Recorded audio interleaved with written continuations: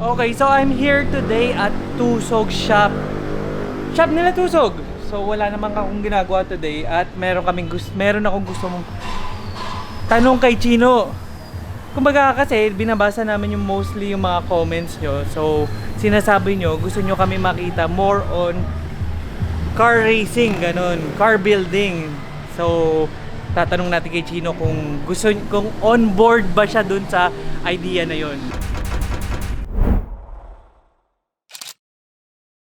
Ang gagawin? We're sinasabi ng audience natin sa YouTube ko, they want to see more of the car builds. Oh, Ayun. Buo tayo ng race car. buo tayo ng race car.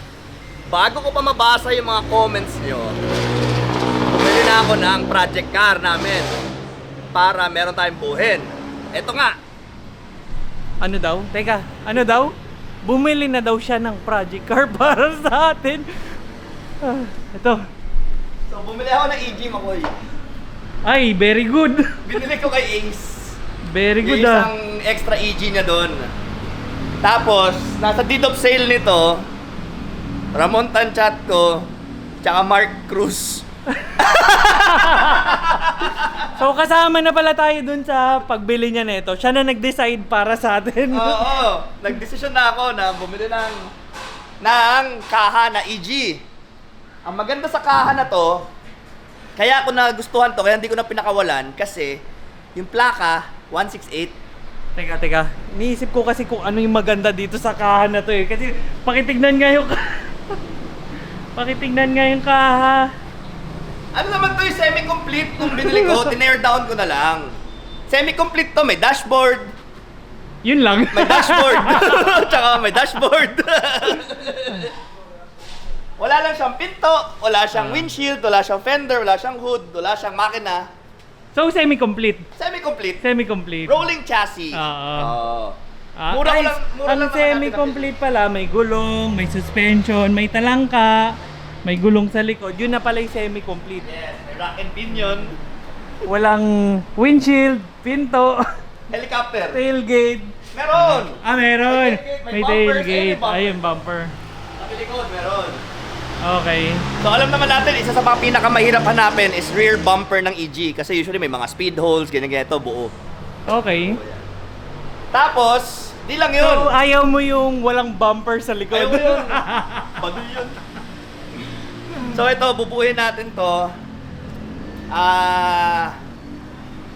Ano gusto mo makina nalagay natin? D-Series? Sock Turbo? B20 All Out? Eh, di ba mayabang tayo?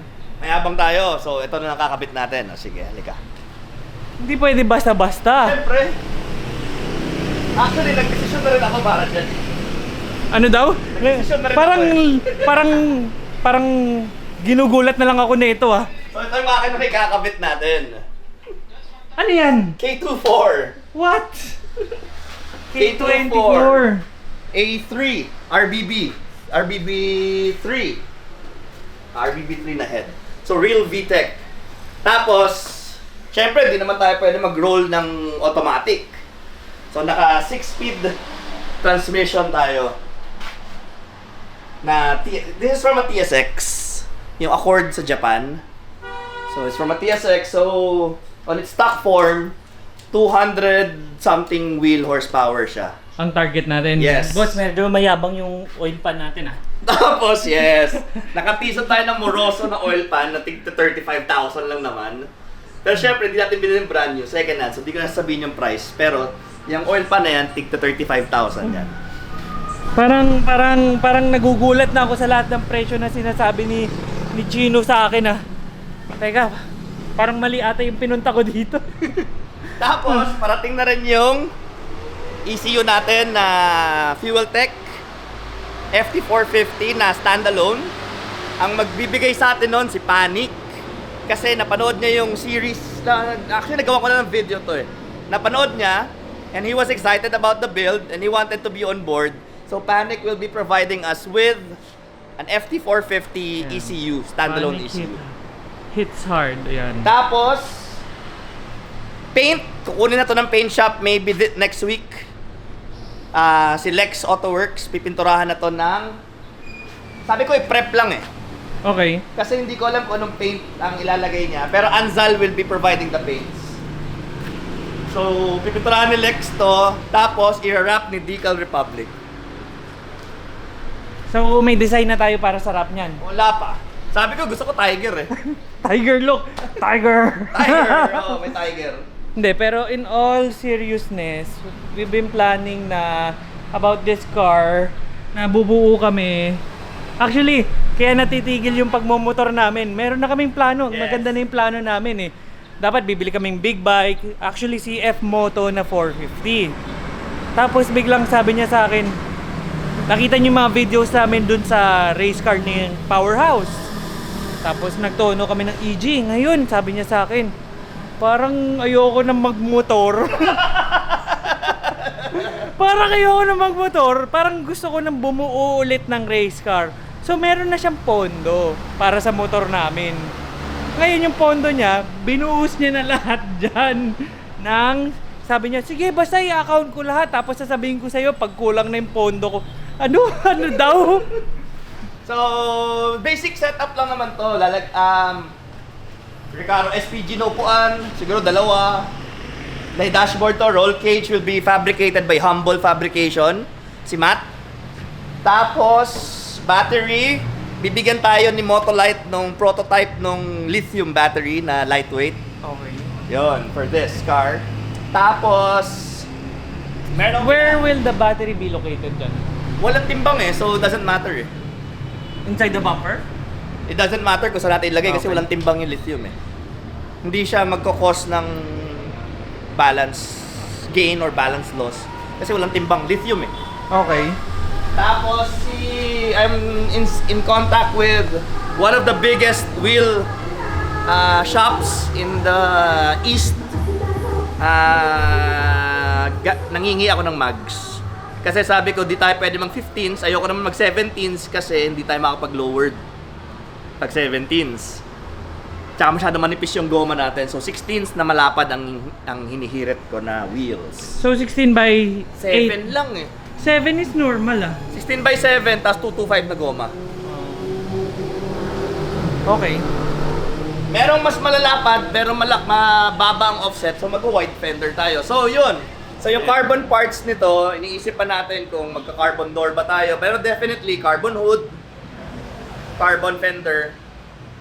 Kasi based on my computations, yung fenders parang 7,000 pares. Papapaint pa natin, etc. etc. Tapos, mabibitin tayo sa lapad ng gulong. Magiging magiging limiting factor siya. So, I think mag-wide fender tayo sa harap. Chase racing mga ganon. So we're sticking with 4x100 bolt pattern ng wheels, di ba? Kasi walang preno to eh. So, lalagyan natin ng BBK sa harap. Akala ko hindi na namin lalagyan ng preno. BBK sa harap, tapos drum brake sa likod. Wala nga preno sa harap. Drum brake likod. Semi-complete pa daw ah. Semi-complete, no brakes. So, Tapos, and also this gives us more clearance dahil dito. yes, makapaglagay tayo ng radiator na pang FT. Yes. Pero, kumbaga, this is fitted for the front bumper para lapat pa rin siya. Hindi mo Yes. mapapansin pag nakalagay siya. So, custom shit na yan. So, basic setup lang to. K24, siguro 220 wheel horsepower.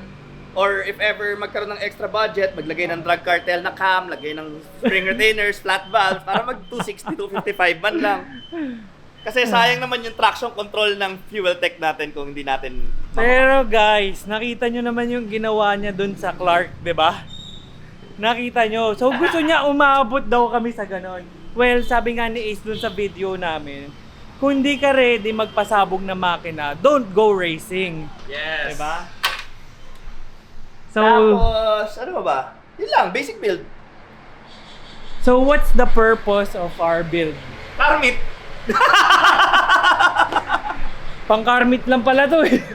Ba't ba tayo nag-K-series? Karmit, tapos pag gusto natin mag-racing weekend, we can go circuit or drag, whatever.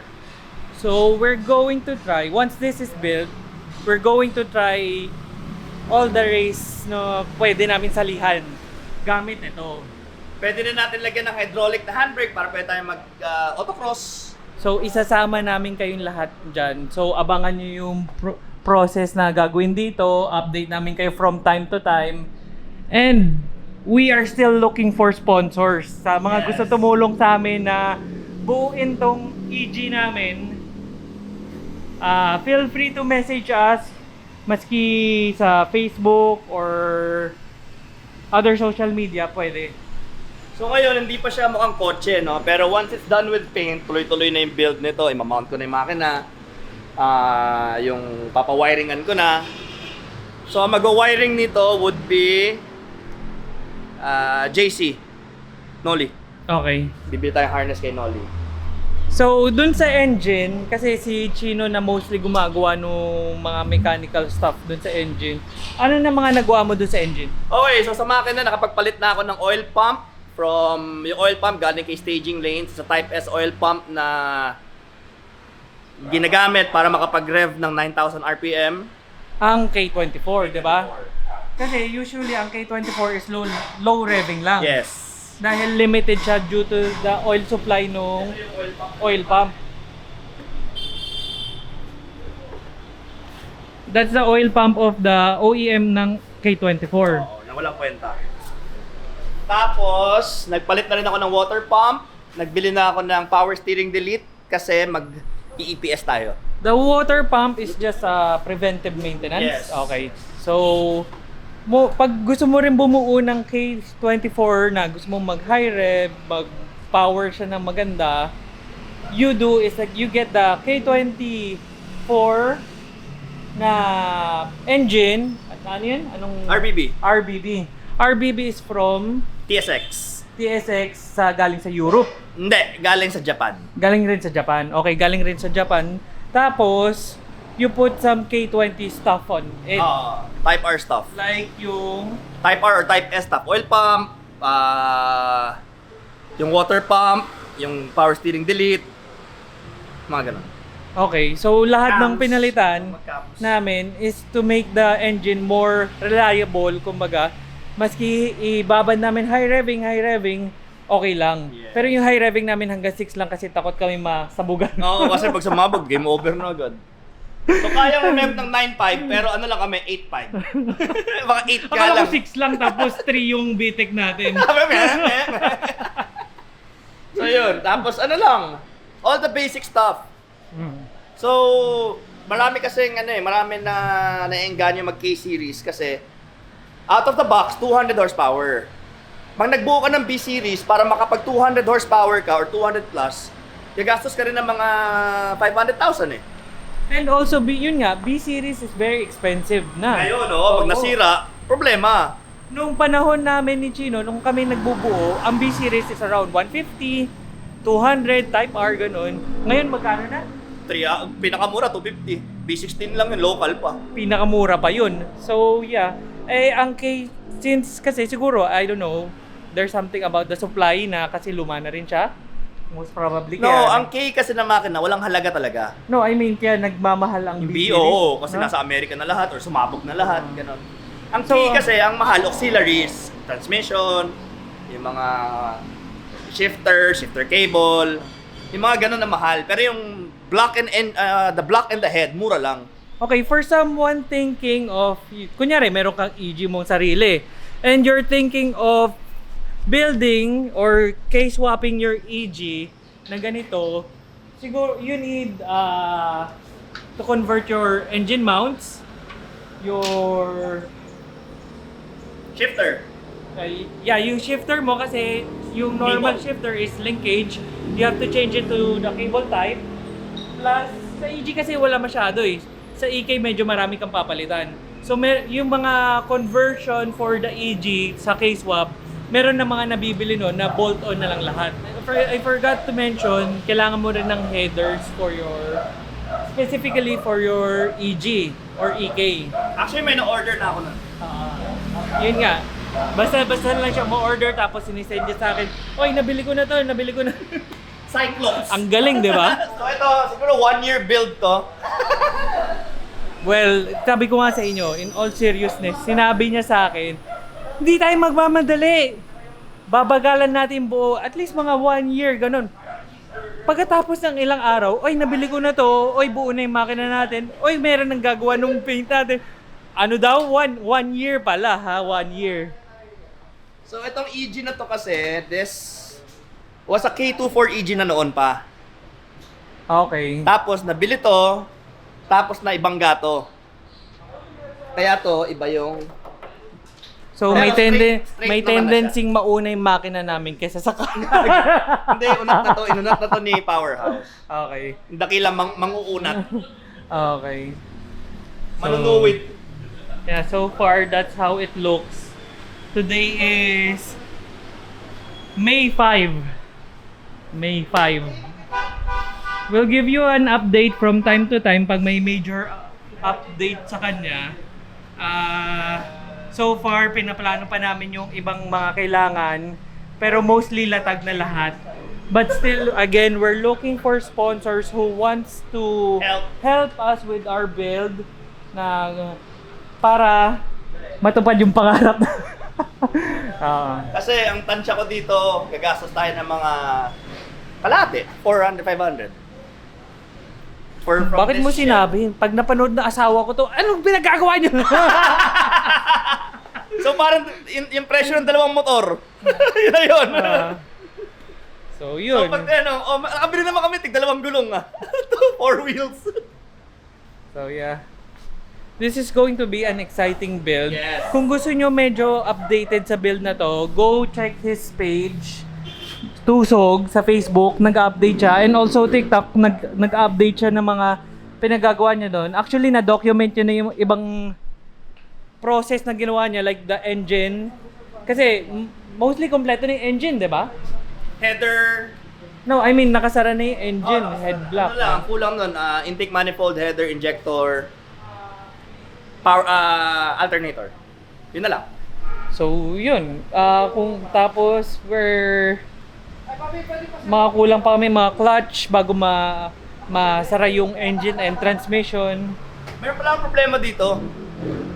Walang susi na naman yung kotse to. So, switches na naman tayo. Switches. Ay, wag nyo nanakawin to pag nakita nyo sa labas to.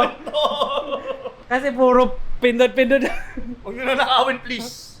We are going to run at pump gas lang kasi ayaw namin ma-hassle na yung supply ng E85 natin is hindi masyado, Wala natin kailangan ng 85. diba? We can make more power sa K24 na naki-E85 pero hindi siya practical. So, ang mga kailangan namin sa kotse to would be skunk to intake manifold. Wala, ba't nag-skunk to agad? There's no other way to go. K-tune na shifter. Guys, ngayon ko lang rin naririnig lahat to Okay? M-Factory na LSD. Sabi mo walang LSD. Insane shafts. So yung 4 na pyesa na yan, 200,000 na agad. Oh guys, binibenta ni Tusog yung passion niya. Hindi, kasi LSD, dalawang option. We have 2 options. One is the mas mura, which is yung advanced, which is China. Tapos yung isa is M-Factory, US.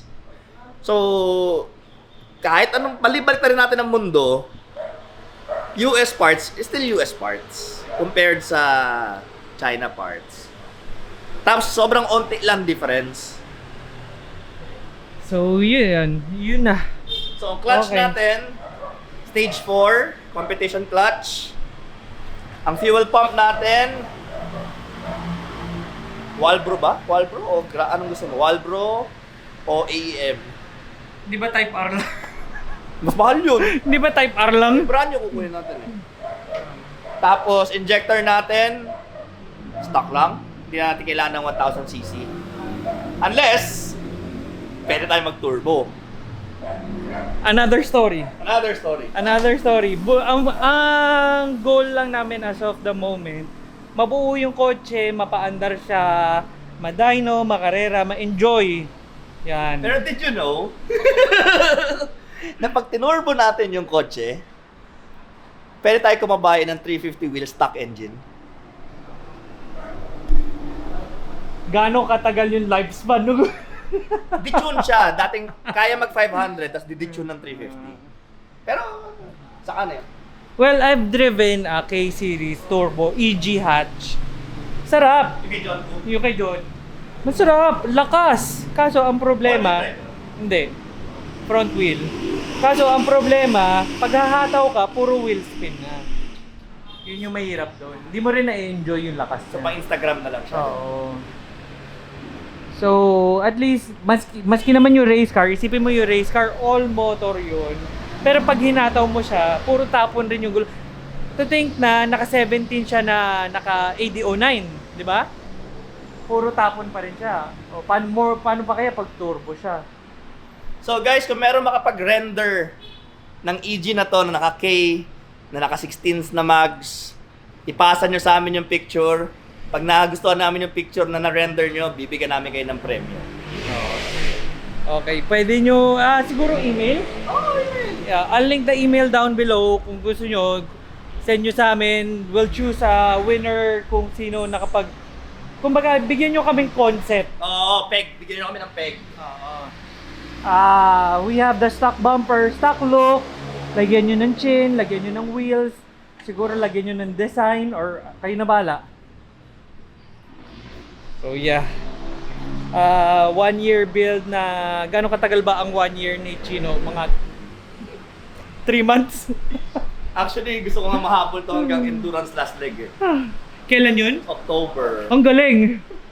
Nasa doon siya, banda doon yung 1 August. year. Parang April natin nakuha to. 1 year in my mind. Kasi hindi na siya nakakatulog. Ang ginagawa niya, pangit ng feeds niya eh. Oy, pang K-Series parts, pang EG parts. Sabi ko, ano ba naman yung feeds mo? Pang gastos. Hindi, pero feeling ko matatagalan tayo dito pag yun sa pagkumpleto na ng kotse, like yung mga brake lines, yung mga pag-connect na ng mga ilaw, yung mga ganun, mga normal, yung mga stuff na hindi talaga pinagdadaanan ng mga normal na nagbubuo ng kotse kasi di ba kotse na pag binili nila, kotse na eh. Palit makina lang eh. So tayo, madali lang sa atin yung palit makina. Yung creature comforts ang ang doon tayo matatagalan. Well, ang ano namin talaga, vision namin for this is to have it na may aircon, power steering. Kumbaga, race car na street car. Yun yung gusto namin mangyari. Lalagyan rin namin ng carpet sa loob. Pang America, ganun. Para- American US build. Para na-enjoy mo pa rin siya gamitin maski wala ka sa racetrack. Tsaka wag nyo kaming tularan na hindi kami mag-pure JDM Kasi kami, this is going to be USDM, China, PHDM build. So, this is sobrang anti-JDM na build yung gagawin namin. We're more on performance and doon yung gusto namin gastos. So, huwag nyo hanapan ng mga bumper pole, yung mga, mga white gauge, Brown glass, wag nyo gutters hanapan na ng ganon. interior. Huwag nyo hanapan ng ganon, please. Wala kami pambili nun. So this is the condition of the EG. So, tinanggal ko na yung pinatanggal na sa akin ng paint shop yung yung deadening. So, natuklap ko na lahat yan. Parang butas dito. Kaya butas dyan. So, lalapiroon nila. Pero, Lata yung bubong. nata mo po. Pero hindi naman sakitin ng EG yan, di ba? Sakit din?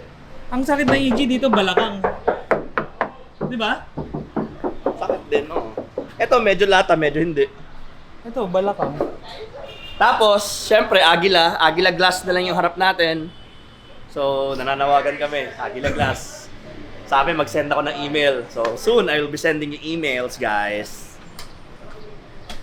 So, yes, this is going to be an exciting build. So, subscribe na kayo and feel free to comment down below kung ano mga sasuggest nyo mga pwede pa namin gawin for this EG. Like what I said, it's gonna be a K24 build street race car. Na pang car meet. This is powered by Tusog, M-Clicks, Option Garage, and Powerhouse. Yes. So, Powerhouse will be guiding us sa technical side ng pagbuo ng makina, pagbuo ng kotse, respecting the car. Kasi nakita nyo naman sa last video natin, which is the Clark scene, na si Ace kasi, kabisado na yan. Meron na siya na-build na maraming ganyan. K-series specialist talaga siya kung sakali. Now actually sa kanya, Ace, ikaw may dahilan na ito eh. Siya may dahilan nito eh. Ikaw may dahilan na ito eh. Pinahiram mo si Chino, tapos biglang binudol mo, oy may makina ako dito, gusto mong ganyan, ganyan. Ayan na, that's how we ended up here. So guys, kung gusto nyo pala kaming tulungan, meron kami isang CRV Gen 2 na naka K24 swap for sale. So, it's going to be sold for around like 350 lang. Okay. CRV Gen 2 na naka K-swap, TSX manual, 6-speed din. Naka coil over na gano'n. So, kung gusto nyo tumulong sa amin, tulungan nyo kami ibenta yun. So yun nga, kung interested kayo dun sa CRV, naghanap kayo, feel free to message Tusog sa Facebook niya. Again, papakita ko dito yung Facebook niya. Here, somewhere, here. Message nyo siya doon para kayo na mag-usap. Alam mo, masaya na ako sa buhay ko eh. Ano yung sinasabi mo, kasabihan mo? Gusto mong masira yung buhay mo? Oo, Ano yun? buo ka ng kotse. Hindi, bago ka magpakasal, you have to build a race car first. Parang ang pagkabasa ko doon, kung gusto mong masira buhay mo, buo ka ng... EG? Hindi, ikaw, nagkaroon ka na ba ng EG? Actually, surprisingly hindi. Most of my Hondas are EK. Sedan, no? All of my Hondas are SIR body. Ako hindi ako nagka-EG pa. I had an EK9 once. EG, hindi ako nagka-EG. And DC5. Ayun. Hindi ako nagka-EG. FD, EK, oo. EG. Pero the best Honda I had, syempre yung binuo ko sarili ko, meron ako noon, B18. Pero yung pinaka nagustuhan ko is the B20 Turbo. Yung kay Pepe dati. Yeah, the white one. Yun yung pinaka nagustuhan ko, yung nakakamiss. Kasi even though it's a B20 Turbo, kung hataw-hatawin ko siya, hindi siya sumasabog. So, yun ang gagawin natin dito. Ayun, ganun ang gagawin namin dito. Pero hindi turbo as of the moment. Siguro in the future. Diba? So, K-Series. K168. so again, for those who want to help us, sponsor us with this build, feel free to message us or send us an email or get in contact with us kasi we're looking for sponsors nga to help us build this. And para dun sa mga gusto magpayo or meron kayo mga gusto pasubukan sa amin sa build na to, feel free to comment down below. Binabasa namin lahat yan, kaya nga we had an idea na to build something like this. Para sa inyo to, at the same time, para maging educational yung channel natin. Yes, sir! This is guidance for those who want to build an EG K-swap or who wants to go into racing. Closing remarks. Wala. Ito na siya. Sleepless night. So stay tuned. Subscribe and don't forget to hit the like. Many more videos on this. Pero expectin nyo na nga. Sabi niya 1 year build, pero We'll try to finish it within the year. by the way yung The rate it's going. by the rate it's going, parang before a year tapos na siya. Malay nyo, makita nyo to sa Race Wars ng Motul. Sana mga po. So, drag race, circuit race, endurance race, we're gonna put this car into the test. Pag sumabog, ano ba ginagawa namin sa buhay namin na nun? Pag sumabog di build ulit, di ba? You have to build something to destroy. So yeah, catch you in the next one. Don't forget to subscribe and like what I said, comment down below. So, by the way, habol ko about dun sa pinaplano namin podcast. Huy! Podcast. Oh, Tinatanong rin nila, oh. Laban! kailan? So the podcast would be more focused on car builders, Builders, tuners, racers, shops, mga ganon. racers, So, anything four-wheel. Or Where- meron din two-wheel. yun yung, by season kasi ang plano namin, di ba? Yeah. Sa season 1, we're planning to, what do you call this? Builders muna. Racers. Basta, abangan yun lang. Uwi na daw to. Yung uwi niya na daw yung Fortuner niya.